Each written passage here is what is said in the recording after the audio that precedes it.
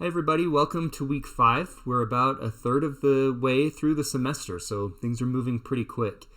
This week we're going to continue our discussion of literacy and how identities shape our literacies, and we're going to be talking about one of my favorite topics, which is this idea of standard English, or the idea that there's a way to, speak or write that's correct or incorrect, and what that all means. So we're going to kind of read a couple of articles that give different perspectives on that idea, and then I'm going to ask you to reflect on those articles and discuss with people in the class. So let's go through the module. If I go to my overview page, you'll see that I've got a little outline. So you're going to have a lot due on Wednesday this week, and then very little due on Sunday. So be sure that you're getting on top of things this week, and then by the end of the week, things will slow down a little bit. It looks like a lot, but it's actually not too bad. So the first thing that you'll do before Wednesday is read this article that I've linked for you here called Standard English, Do We Need It? This article talks about kind of what Standard English is and if it's necessary or maybe any reasons that we might need it. These are all ideas that you can kind of push back against. You can agree, you can disagree. I want you to read this as a critical thinker. The next thing to do is reflect on the article that you just read, the Standard English Do We Need It article.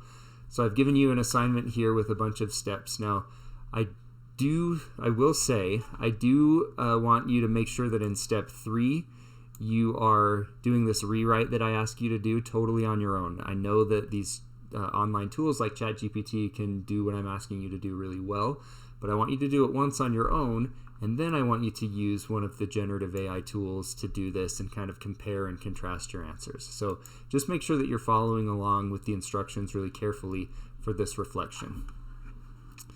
The next thing will be to read an article that you'll find in our textbook. It's called Should Writers Use They Own English by Ashanti Young. It's on page 323.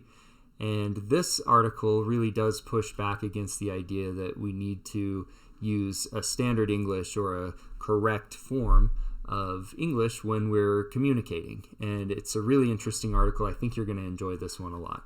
So I'll ask you to read that, and then I'll ask you to reflect on this too. And I've asked you just to choose one of the questions in the Applying and Exploring Ideas section after the article. So be sure that you're looking at the right section and just pick the one that you find the most interesting.